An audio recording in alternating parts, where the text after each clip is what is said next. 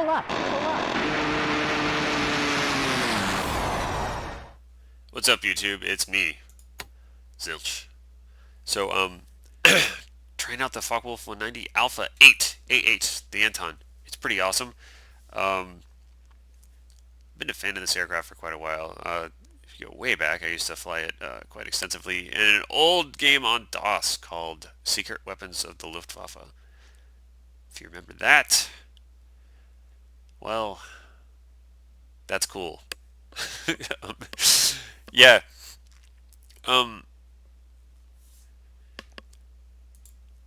So if you're familiar with the Dora, you're going to be pretty cozy with this thing. You're trading off engine power for a shorter and admittedly cooler looking aircraft, in my opinion. But also you get two more wing-mounted cannon. You get a radial engine, which is more resistant to damage. You get extra armor, and I think it's kind of, it feels to me maybe a little more stable.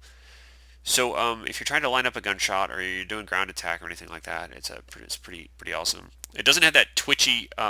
I'd say its roll rate is excellent. If fans of the aircraft series know, it's really known for being able to change direction pretty quickly. So you got that roll rate, but also you don't have that insane amount of engine power that the Dora has. But what I'm finding is I haven't really had too much of a problem with it. Dogfight with a couple of Mustangs, I was able to nail them pretty easily. Of course, that This is mission AI. starts with a cold and dark aircraft parked on the ramp. You may fly the planned route or just explore the area. There are no threats. It's always cool to hear wags give you a little briefing. Anyway, so if you like the Dora, there's a couple little differences here. First off, we want to make sure we breathe, so we're going to turn this thing on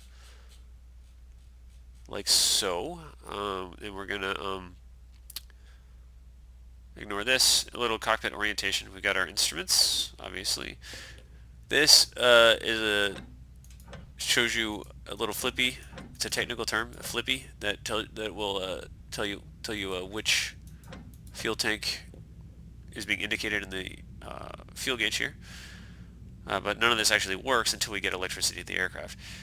This is an emergency fuel cutoff. This is emergency electrical shutoff. This is a fuel tank selector. This is your throttle. These are your landing gear buttons. These are your flap buttons. This is the trim knob. And a lot of people have been, not a lot, but if you go to a fly and you just pull the trigger and nothing fires, it's probably, or if only your cowling machine guns fire, it's probably because your safety for the cannons. See how that says MG151? That's your cannons. There's a safety for these, and that's it. So you may want to bind that to your HOTAS or just turn the safety off when you start the plane, however you want to do it, and that'll get you going.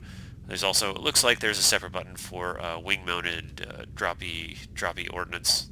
Droppy ordnance, that's again a technical term that I just made up. These guys here are going. So we're going to turn on all the electrical things. I don't know German, so we're just going to go, and I'm not going to read these, but I can say, because I'm an expert translator, that means generator. We're going to shut this. We're going to come back here, and there's a correct way to do this, a correct sequence, where you turn on only the things you need to start up, then you return to this and turn on the rest of the things after the engine starts. But nobody got time for that, so I'm just going to turn on all the things. These are for your guns, I know that. These are for fuel and stuff, so we definitely need these. Now, as we've been doing since lock-on modern air combat, we're going to have to push right alt home to get the throttle out of detent. Boom. We're going to turn on the magnetos, both of them. We're going to turn on the fuel tanks by right-clicking both of these until they don't right-click anymore. That's pretty much all you need. She's ready to start. We got a gun sight here. We have electricity. So this is just like in the Dora. We have to spin up the flywheel and then pull that little handle to, get the engine started. It's a little weird if you used other aircraft. This is not something. I think this is unique to the Focke-Wulf 190, at least with the DCS.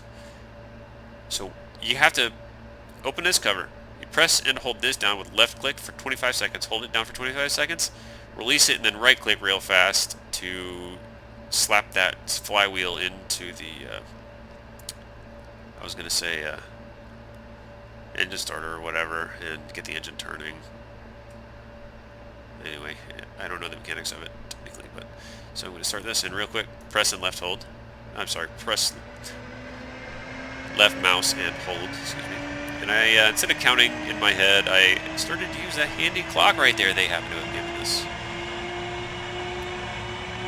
Another thing you can do when I pull up on this lever, when I right click on it, I kind of mess with the throttle a little bit. We'll see. Ready, set.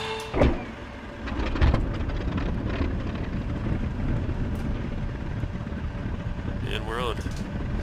So also, if you've done the tutorial, you know this too, you want to hold in a brake pedal, at least one, and keep that RPM somewhere around here. Because if you don't have air flowing through an air-cooled engine, guess what happens? It doesn't cool. That's bad. So, normally what I would do is taxi out to the runway and do a proper runway startup. Oh, hey, look, bombers. Let's see what we can do about that. So, you know what? I'm just going to, yeah, let's go, turn left, then turn right. Yeah, let's do that. Let's just, since I'm doing this as a semi-tutorial, just, kind of use the runway at least a little bit. So, ground steering, keep your stick neutral if you want to turn neutral or a little bit forward. We're going to be using toe brakes. Just kind of tap on those. It is a tail dragger, so we've got that standard, the nose in the way of where I want to go situation. And also, like the Mustang and the Dora, if you're going straight, pull back and it'll lock the tail wheel in place, which makes things easier if you just want to go straight. The trick is you have to be pointing in the direction you want to go before you engage that lock, otherwise you're going to be, you know, kind of diagonally or whatever. Let's see if I can find those bombers and give them a good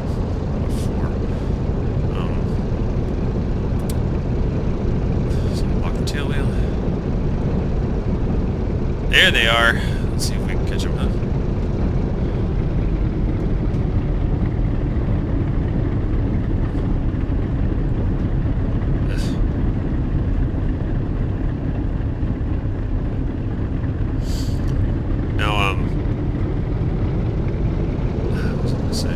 Yeah, so I've flown a mission dogfighting the Mustangs, and I did not have trouble with that whatsoever.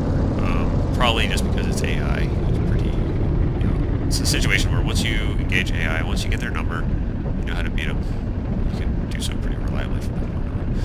Give me a second. I need to pay a little bit of attention here to line up correctly.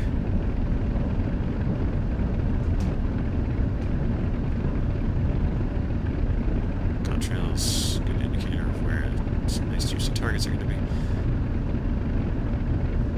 So, I'm actually going to run straight a little bit to make sure the tail wheel is locked, or we're going to have a problem. Locked. So, before we jam that throttle forward, we're going to look down here, put the flaps into takeoff setting.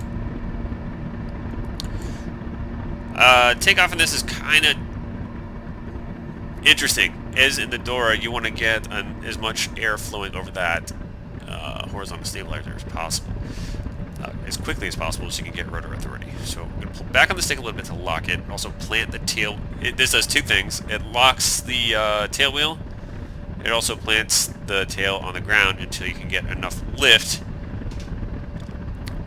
and enough air flowing over the tail to have authority. Once it has authority, you can use the rudder to keep your nose aligned on the runway. You're also going to have to use aileron to keep the thing from flipping over, and watch as I screw this up. So, I don't give it full throttle, but I give it... And,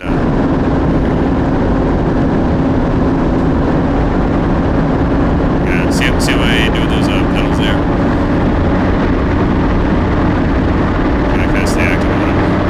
This is sloppy, but like I said, I'm still getting used to the plane. And here we go. Now come over here and erase the gear by pressing G. Gear coming up slowly.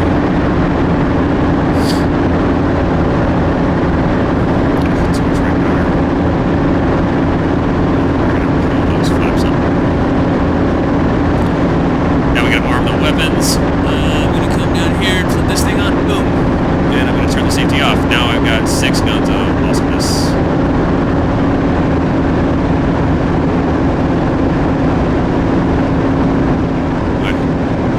takeoff does make me nervous every time. I swear, every time I take off in Nora or this now, I get very, very nervous. I had such a problem learning how to do it when I first got the plane. I don't know if I'm gonna be able to catch these bombers or not. They're higher. They've already had some time to get their speed up. Let's go make that turn a little bit.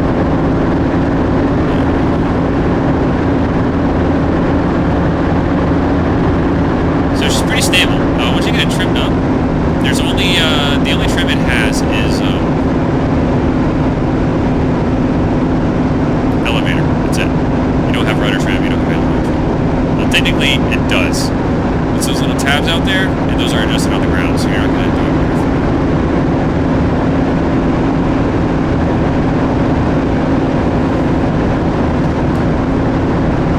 Which I kind of wish it had rudder trim. It was just part of the thing. See, I've got my hands off the stick right now.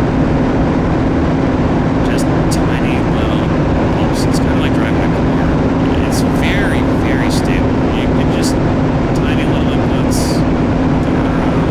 Just compared to something like the Spitfire, this thing just goes where you want it.